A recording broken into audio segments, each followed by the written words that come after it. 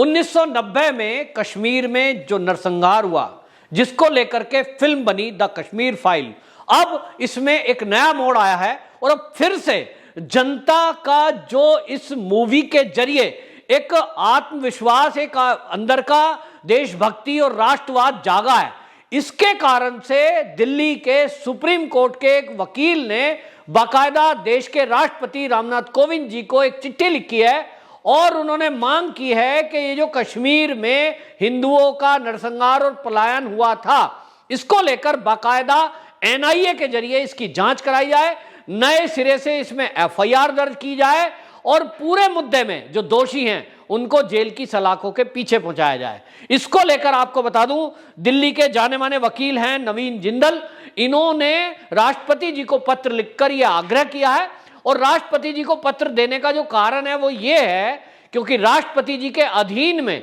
सभी राज्यों के राज्यपाल होते हैं और इस केस में जो राज्य के राज्यपाल हैं जम्मू और कश्मीर के मनोज सिन्हा, उनको अगर राष्ट्रपति जी ने ये चिट्ठी फॉरवर्ड की, ये एप्लीकेशन फॉरवर्ड की, तो ये माना जा रहा है कि उनके आग्रह पर, उनके अनुरोध पर एनआईए को ये एफआईआर दर्ज करनी पड़ेगी क्योंकि राज्यपाल को ये अधिकार है या राज्य के मुख्यमंत्री को यह अधिकार होता है। तो राज्य के राज्यपाल मनोज सिन्हा हैं और मनोज सिन्हा यदि इस जो प्रार्थना पत्र है इस पे संज्ञान लेते हैं तो निश्चित रूप से एनआईए को वो निर्देशित करेंगे, वो उसमें लिखेंगे कि एनआईए इस मामले में एफआईआर दर्ज कर और इस मामले की जांच करे। अब यदि एनआईए इसमें एफआईआर करती है और जांच होती है तो ये जो कानून के जानकार लोग हैं उनका कहना है कि निश्चित रूप से इसके अंदर जो भी षड्यंत्रकारी थे, जिन लोगों ने ये हिंदुओं के साथ बलात्कार, हिंसा, घर से निकालना और उनकी प्रॉपर्टी पे कब्जा करना, यहां तक कि इसके साथ यदि कोई राजनीतिक दलों के लीडर भी इसके षड्यंत्र में थे, उन सबको जेल की सलाखों के पीछे डाला जाएगा। और इसका कारण है जो ये विनीत जिंदल है, ये इसलिए लिखते हैं, वो कहते हैं कि 1990 की जो घटना थी उसमें जो कश्मीर से हिंदू पलायन कर रहे थे, मजबूर हुए थे बहन बेटियों की इज्जत बचाने के लिए और अपनी जान बचाने के लिए, वो जो भागे उसके बाद वो दिल्ली, जम्मू और भारत के अन्य हिस्सों में वो टेंटों में रहे। लेकिन उन्होंने जम्मू कश्मीर की सरकार को बाकायदा इस मामले पर संज्ञान लेने के लिए प्रार्थना पत्र दिए कि उनकी सुनवाई हो, थाने में एफआईआर दर्ज हो और अड़ोस पड़ोस के लोगों ने किस तरह से अलगाववादी और उग्रवादियों का साथ दिया था, कई के नाम दर्ज थे। लेकिन 215 एफआईआर इस मामले में जम्मू कश्मीर में दर्ज हुई, लेकिन जांच कौन करेगा? जम्मू कश्मीर की पुलिस। और जम्मू कश्मीर की पुलिस तो उनका रोल ऐसा था जो हमने देखा कि वो पाकिस्तान के जो आतंकवादी थे, या तो पुलिस वाले उनसे डरते थे या तो उनके साथ मिले हुए थे, उन्हीं की भाषा बोलते थे। और यह तय हुआ कि जो कश्मीर के हिंदू भारत के अलग अलग हिस्सों में जो शरणार्थी बने हुए हैं, उनकी किसी एप्लीकेशन पर कोई कार्रवाई नहीं की जानी है, ठंडे बस्ते में डाल दो। तो केस क्लोज कर दिए गए। और यहां आपको बता दूं, जिन्होंने सरेआम गोलियां मारी, जो इंटरव्यू कर रहे हैं बिट्टा जैसे लोग टीवी पर बैठ करके, हां मैंने गोली मारी, उनको भी पुलिस ने एफआईआर लगा दी और लिखा कि सबूत और गवाह के बिना पर हम ये केस को क्लोज कर रहे हैं, इनके खिलाफ कोई सबूत नहीं मिले। यानी वीडियो जो है उसको, जो वीडियो में चीजें हैं वो स्वीकार कर रहा है, लेकिन कोर्ट इसको नहीं मान रही है और इसलिए केस क्लोज हो गए। 215 एफआईआर दर्ज करके कैंसिल कर दी गई, यानी उनको केस क्लोज कर दिया। अब तब से ही ये जनता के अंदर आक्रोश था, लेकिन उस तरह का माहौल, उस तरह की सरकार कोई अभी तक केंद्र में नहीं आई या राज्य में कोई राज्यपाल इस तरह का नहीं आया कि वो ये विचार करे कि ये जो 5 लाख हिंदू हैं जो विस्थापित हैं, जो टेंटों में आज भी रह रहे हैं, दर दर की ठोकरें खा रहे हैं, उनकी प्रॉपर्टी जम्मू कश्मीर में है और उनको उस प्रॉपर्टी का मालिकाना अधिकार अभी तक नहीं मिला, घर सुने पड़े हैं, वो कोई वापस दिलाए। लेकिन अब जैसे कि मनोज सिन्हा जब से राज्यपाल बने हैं, उन्होंने बहुत इस क्षेत्र में काम किया है, जम्मू और कश्मीर में लॉ एंड ऑर्डर की सिचुएशन को ठीक किया है। भ्रष्ट अधिकारी या आतंकवाद पस्त लोग जो वहां नौकरियों में थे, उनकी रिपोर्ट तैयार करके उनको नौकरी से बाहर कराया है। माहौल तैयार हुआ है केंद्र सरकार 2014 में जब से मोदी सरकार आई तब से, और इसलिए एक उम्मीद जगी है। और इसलिए ये एनआईए से जो मांग की गई है इसमें दम है। यहां आपको बता दूं, सुप्रीम कोर्ट के जाने माने वकील हैं अश्वनी उपाध्याय, उन्होंने बाकायदा इस पर यह बताया है। उन्होंने कहा कि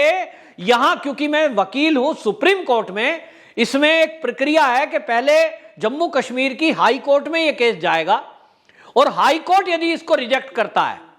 तब मैं सुप्रीम कोर्ट में इसकी सुनवाई करूंगा। वो कहते हैं अश्वनी उपाध्याय कि मैं इस केस को यहां लड़ने के लिए कश्मीरी हिंदुओं के लिए फ्री में मैं उपलब्ध हूं। और हम जानते हैं अश्वनी उपाध्याय भारतीय जनता पार्टी से जुड़े हैं, पार्टी के लीडर भी हैं। उन्होंने ये घोषणा की है, लेकिन जो चुनावी प्रक्रिया है उस पर जब मैंने उनसे बात की तो उन्होंने बताया है, उन्होंने कहा कि पहले इसमें यही प्रक्रिया है कि राज्यपाल इसमें आदेश करें और राज्यपाल एनआईए को इसमें फॉरवर्ड करेंगे। एनआईए अगर इसमें एफआईआर दर्ज नहीं करती है तो कोर्ट में जाया जा सकता है और वो जाना पड़ेगा जम्मू कश्मीर की हाई कोर्ट में।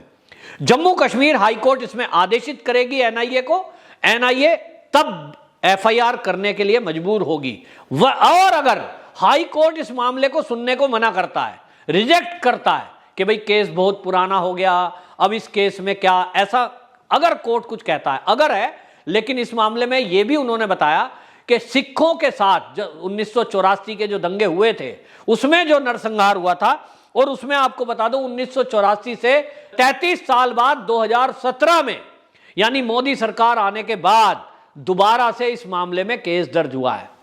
मोदी सरकार ने इसमें आदेश दिए और आदेश पर 33 साल बाद, ये तो कोर्ट की प्रक्रिया है, कोर्ट के जरिए ही हुआ, लेकिन उसमें दोबारा से जांच हो रही है। जब सिखों के नरसंहार पर 33 साल बाद इसमें कार्रवाई हो सकती है, दोबारा जांच हो सकती है, तो वकील साहब का कहना है कि फिर ये हिंदुओं का जो नरसंहार कश्मीर में हुआ इसमें क्यों नहीं हो सकती।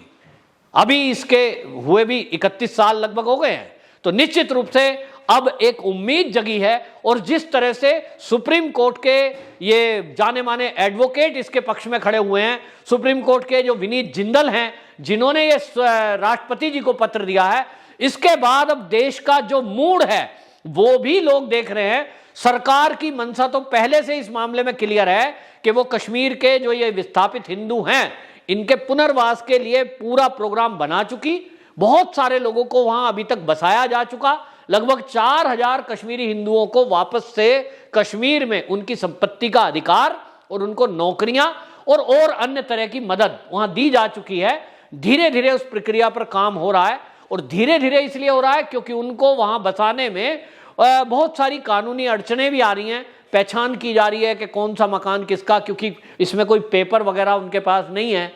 घर बार छोड़कर रातों रात भागे थे। इसमें केंद्र सरकार गंभीरता से काम कर रही है, लेकिन चाहे देश के अन्य नागरिक हो या कश्मीरी हिंदू, उनका सबका यह कहना है कि हमारे साथ न्याय हो। और न्याय मतलब कि जो दोषी थे इसके पीछे वो जेल की सलाखों के पीछे जाएं। लोगों का नरसंहार हुआ, लोगों ने एक परिवार में ऐसे हैं जिन्होंने अपने परिवार के सभी सदस्यों को, कई लोग ऐसे जिन्होंने सभी सदस्यों को खो दिया, लाइन से खड़े करके गोलियों से भून दिया गया, बच्चों तक को नहीं छोड़ा गया, कोई एक मेंबर इसलिए बच गया कि वो कश्मीर से बाहर था। जिस तरह का महिलाओं के साथ सामूहिक रेप हुए हैं,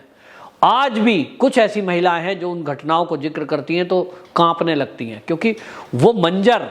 जिसको अभी द कश्मीर फाइल में देख रहे हैं वो तो 1% भी नहीं है। और इसलिए जनता के अंदर, मैं बता रहा हूं मूवी आने के बाद, ये जो मूवी हिट हो रही है इसका एक रीजन ये है कि लोगों को आज सच पता लगा और लोग आक्रोशित है इस बात को लेकर कि आज मोदी सरकार अगर ये न्याय नहीं दे पा रही तो फिर कब मिलेगा। इसलिए एक उम्मीद जगी है और अब ये माना जा रहा है कि एनआईए इस मामले में एक एफआईआर करेगी। हालांकि आपको यह भी बताता चलूं कि यहां जो आतंकवादी गतिविधियों में इस तरह से यासीन मलिक, बिट्टा वगैरह इसमें लिप्त थे, उनके ऊपर मोदी सरकार पहले ही यूएपीए के तहत एफआईआर दर्ज कर चुकी और उनको लेकर कोर्ट ने बाकायदा आदेश दिया है कि उनके ऊपर आरोप तय हों। तो उनके ऊपर कार्रवाई पहले ही मोदी सरकार कर रही है, लेकिन अब इसके षड्यंत्रकारी कौन है, कौन इनके पीछे थे, कौन से राजनीतिक नेता इनके पीछे थे, किन छात्र विंग के जरिए नैरेटिव सेट किया गया, मीडिया के कौन कौन लोग थे जो इसके विरुद्ध झूठ फैला रहे थे, इन सबको भी एनआईए की जांच के दायरे में लाया जाए, ये लोगों का कहना है। निश्चित रूप से कश्मीरी हिंदुओं के साथ अब न्याय होने का समय है। देश की जनता की यही आवाज है। वंदे मातरम।